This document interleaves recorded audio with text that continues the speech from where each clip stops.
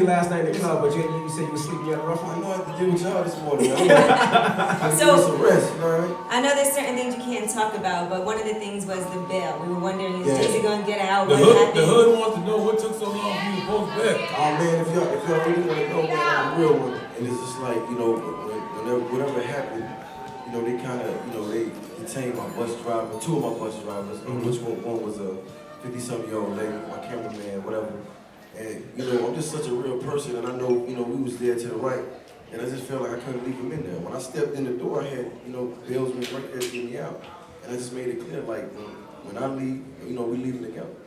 Point blank period. So how much did you have to put up to get everybody out? I mean, you know, that's public information. Was it a mill or 10%? What was it? I mean, you know, it was some bread. Did you scratch your head a little like, Jesus Christ, a mill? Nah, man, at the end of the day, I just feel like, real talk, man, it's just like, you know, you go through things in life, and that's just what that was, man. It's only money, but, you know, it was more so about the principle to me. Right. I mean, I wasn't leaving no man behind. I don't care how I went down. We just sat in there, you know, how long? So now you have to fight everybody's case, the bus driver's case. You got to pay for lawyers for all that. All I'm gonna say is, man, when this is all said and done, you know, I want to get into the investigation because that's what's going on. But when this is all said and done, you know what I'm saying? I'm confident that you will see that, you know, knowing me or anybody that was a part of my crew had anything to do with anything. You know what I'm saying? Real talk. Okay, they had you in a holding cell separate from everybody? I mean, yeah, they was trying to have us here first. You know what I mean? They was trying to see what everybody knew, basically. Separation. Nah, I mean, it wasn't even really like that, man. It was, like I said, I don't want to really get into it because obviously it's still investigating, but it's just like, you know, things happen, but when this is all said and done, we'll be on top, trust me. I'm 100% confident that it won't be nothing else for me and my team. I know, I have to say I was surprised because I knew you have a lot of things going on, obviously with the album coming out, and I was like, is he going to cancel everything? Is he going to feel up I to wasn't it? going to cancel Breakfast Club in Atlanta. It's crazy. We thought for sure this was canceled. We was like, well, we not going to Atlanta. He was making other plans. They was like, Jeezy said, bring your ass down there. We going to make this happen. Yeah, no, I wanted everybody to be here, man. This is big for the town, it's big for the city, man. But like I said, you know, I don't want to keep elaborating on that. You know what I mean? That's in the past. But I will say this. You know, when everything comes out and everything comes to the clear, I want to come and do this same interview so we can talk about how innocent I was. Okay. Okay. Oh, good. Now the record seeing it all, did it scare you to hear Jay-Z speak so openly? Because I've never heard him mention Emery so much on the I mean, it's on the dope record. though, because you know, it's crazy because I know Emery. Like, me and Emery probably Yeah, kicking salute more to Emery. Yeah, me and Emery probably kicking more than me and Jay, you know, nowadays because, you know, everybody busy. But Emery will pull up on you. But Emery's such a good dude, man. It's just like, so to hear Jay talk about what really happened in their story, it was kind of real to me because I know him and I know how much of a stand-up dude he was. So it just kind of made me respect him even more. You know what I'm saying? Did you have to call Jay and be like, you sure you want this verse out? You sure you want the public Hey, knowing all man, this? I mean, you know, statute of limitations. I'm quite sure, you know, you've been in the game 10 years longer than me, so Right. it was time. You know what I mean? I just feel like even for me, you know, just the whole hopping out of, you know, Magic City in that 645, you know, that was like one of the highlights of my life. You know what I'm saying? That's what made me me. That's what made Jeezy. So I'm quite sure what he was going through in Marcy is what made him, you know, whole. You know, probably respect and love whole. So, you know, just being that far removed and still being able to go back and, you know, just talk about that, it just made me respect him even more. You know what I'm saying? Do you think you're underrated as an artist? Exactly. I do. And why is that? Because only a few people understand, you know, my message and where I come from and what I'm kicking. Like, I'm not gonna sit on you know, I'm not gonna go and waste my time in the studio and talk about, you know, what I got or what I accumulated. I wanna empower you. I wanna motivate you. I wanna give you inspiration. You know, that's why, you know, they call me Pastor Young. It was like, you know, you don't go to church to hear the preacher talk about himself. Now, Big Meech was your homie in the street. Jay's your big homie in the music industry. Do you see any similarities between the two? All the time, man. You know what I mean? I remember sitting in the back of the Maybach with Meech having real conversations about life. Just about things that people probably wouldn't even know he was into or he just inspired to do. And I remember having conversations in the back of Jay-Z's Maybach with him about life and about things that he was doing, and it was like, what you think? You know what I mean? And I tell people that, like, those are two of my best friends, man, and it's just kind of crazy because they both alike, you know what I mean? I even remember the time, it was right down the street when I introduced them for the first time, you know what I mean? It was my Trap or Die album release party, and I think J and B came, and, you know, me, Meech and everybody was there. And I was like, Jay, this is Jay, and it was crazy because it was like introducing, you know, two guys that should have met a long time ago. You know? Right. Now you think at first when you came out, you weren't necessarily a people person, but you opened up a lot. Because at one time, nobody talked to Jeezy. I ain't talking that crazy. Emmy always gonna hold the grudge about this. Emmy speaking for himself. But he, He's Jeezy. like, man, Jeezy, I couldn't call you. Jeezy Remember, seems you gotta tweet me back. At one time, you wouldn't talk to Jeezy in the club, but now he seems more open. He seems Emmy just wanted to text you good morning. With somebody hands I texted him going on. I'm gonna keep it 100, man. Like, you know, and I must say, man, I'm from the streets and we was just raised by a different code, and it's just like nobody around my way was famous. So when all these people coming at you, you always just trying to see their motive. You know what I mean? You're just trying to see who got a motive, and it's just like this industry was different for me, so it took me a while to figure out who was with me and who was against me, and you know, because this is different in the streets. It's just in the streets, you know, you got two options. You go to jail, or you gonna be in that pine box. That's just how the consequences are. With this, people will trick you off your feet for everything you work for. You know what I mean? Everything you try to do and represent yourself as, you can let people get close, and then when they spin off you, is what they say about you. And you don't got time to like fight that battle. So I was just always taught as a man to keep, you know, I tell my son every day, man, keep the circle small. I'm not in this for commerce, you know what I'm saying? I'm not in this for money. You know, anybody that know me know that ain't my mission, that ain't how, you know, that ain't just my way of thinking. I mean, I'm in this for the streets, I'm in this for the people, I'm in this for the fans. And it's like, you know, when they need my music, I want to be able to give it to them. And it's just like, I was just like, look, man, if y'all want to wait to put the album out, I'm just going to put it out myself because these people want the music. You know what I mean? And you know, I think to them it's different because they're a business, they're an entity. And to me, you know what I'm saying? I'm a leader, I'm a street figure. So it's just like, you know, when it's time to talk that, you got to talk that. It ain't about the money and waiting and just trying to meet a quota. And I just think, you know, just no disrespect to them, and just like, I want to put the music out, whether it sold 1,000 or 1 billion. Because I feel like it needs to be heard. And I was watching the game, watching the whole war. I felt like it was time to talk. And what did they feel like? You needed more albums or more of a setup? No, I just think this probably has other things in their pipeline, and just, you know, my albums, you know, tend to do pretty well. So it's like, you know, maybe they wanted me for another quarter. Oh, okay. And it was just like, you know, I get it, but I'm ready to drop now. They wanted that fourth quarter, but they needed that Christmas money. And I know we was talking earlier about, you know, just, you know, the whole bill situation and just me, but let me just tell you the type of person I am, you know, like even right now, you know what I'm saying, my Street Dreams Foundation started Another Way Out Foundation, a scholarship, and actually we're going to Jay Morrison today. I'm going to give away $1 million. That's $1 million. I hope you sell $1 million. That's what it means. And that's real estate investment. Yeah, real estate investments and young entrepreneurs and just, you know, just you know, giving them another avenue to, you know, be able to be young, you know, just young creators and come up with things that can, you know, just help their families and everything. That's very exciting, yeah. I said $1 million. Set up $1 million.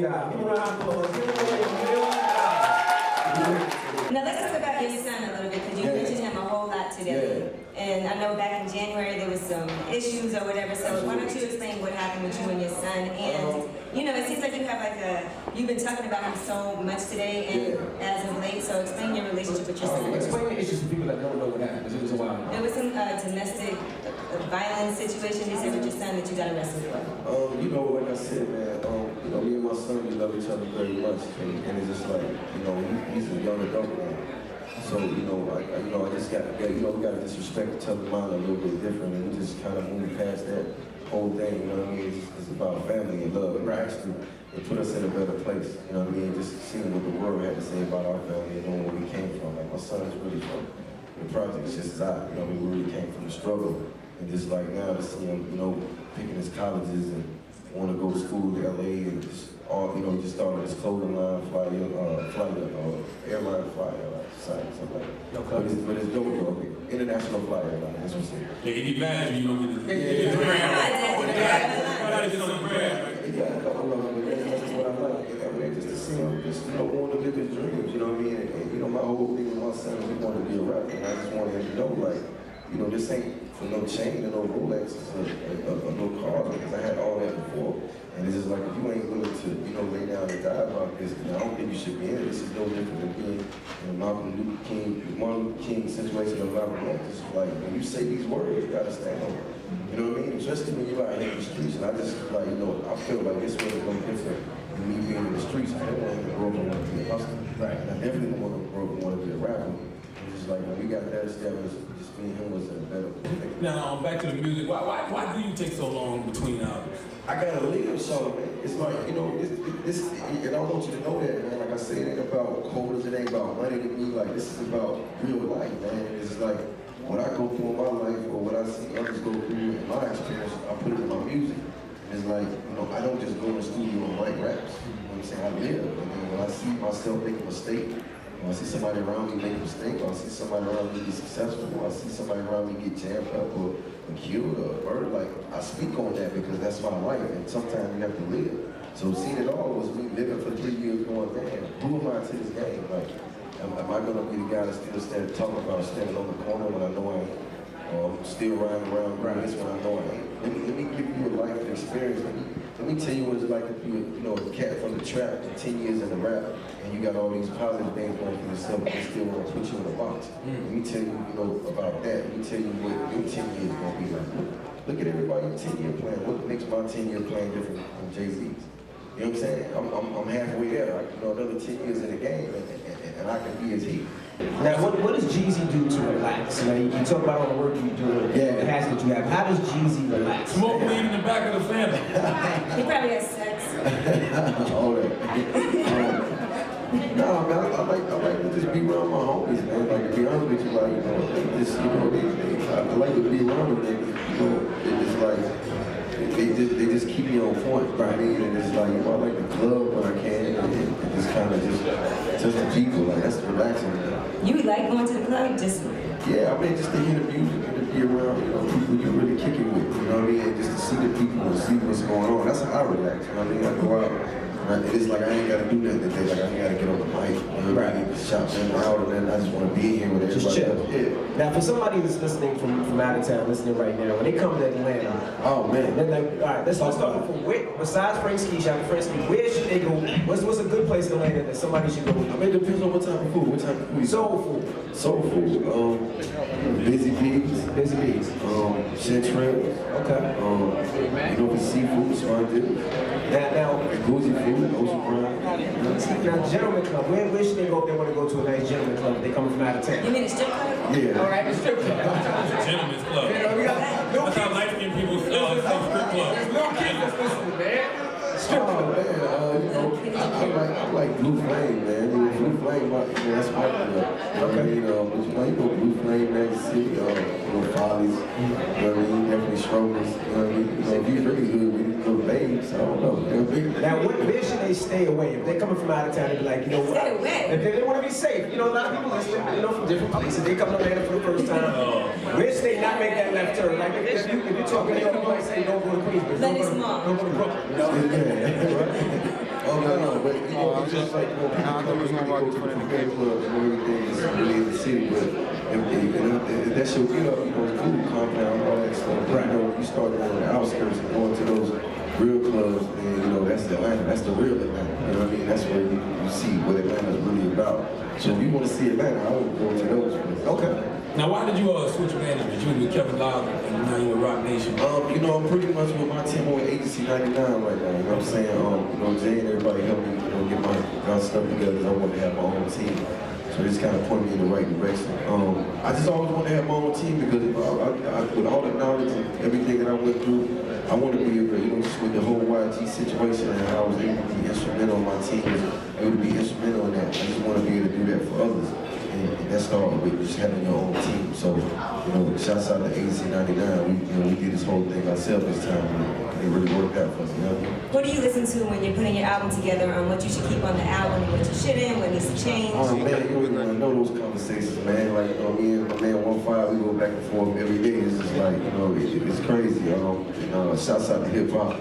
this time we, hip hop was involved, you know what I'm saying, he did a great job. And Don King, you know what I mean, shouts out to him. Shout out to Don Ken, he's in here tonight. He's in here now, I was gonna say tonight this morning. Tonight. With Don Ken and I see him popping around. Yeah, so it was just like, you know, it's pretty much whoever this time. Because my music is like my kids, you know what I'm saying? It's like my children, all 19, 18 songs, like you don't want to get rid of them, you know what I mean? It's like, you know, I wake up some mornings and I want to keep this, and I go to sleep some nights and I want to take that off. Right. It was just like a whole bunch of that, but at the same time, when I sat down, we all put it together, and we all came together and just made all the sense in the world. How many songs did you do? I didn't even do a lot this time, maybe like 40, 50. You know what I'm saying? Like sometimes I do 100, 200 songs. But I really know what I wanted this time. Right. I knew it was the keys, you know? Now, for somebody who had the foot in the street like you did, do you feel like you can escape the karma of your past? Nah, not at all, man. I mean, I strive for it every day. You know what I mean? Everything that I do, you know what I mean? Just everything, you know, just all the charitable stuff I do. And just, you know, everything I just try to do for my people. I just think it's like being a college football player that goes pro that's from the hood. Like, you know, you're going to always have that element around you, but sometimes, you know, it just reminds you of why you gotta keep going and why you gotta go hard, and that's just, you know, how I take it. It's just like, I am who I am, you know what I mean? You know, hate it or love it, you know what I mean? And that's just how I live life. You know, I'm kind of actually proud of myself for being a wild partner, being able to put other people on and give other cats jobs and opportunities and stuff like that. Where we from, you know, that don't happen. Right. And I was able to do that with just my hustle and just, you know, my vision. When you say you can't escape the karma of your past, what do you expect to happen? I mean, I just expect, you know, I expect, you know, one day they'll eventually roll over and they'll see it my way. You know what I mean? And I'm gonna keep pushing until they do. You know, everything that happens and we have those minor setbacks, my mind's already thinking about, you know, now I'm gonna come back up, how I'm gonna be stronger, I'm gonna be better, I'm gonna be smarter, I'm gonna be wiser. You know, that's my thought process. And it's just like, you're gonna make mistakes in life, you know what I mean? That's what this album is about, you know.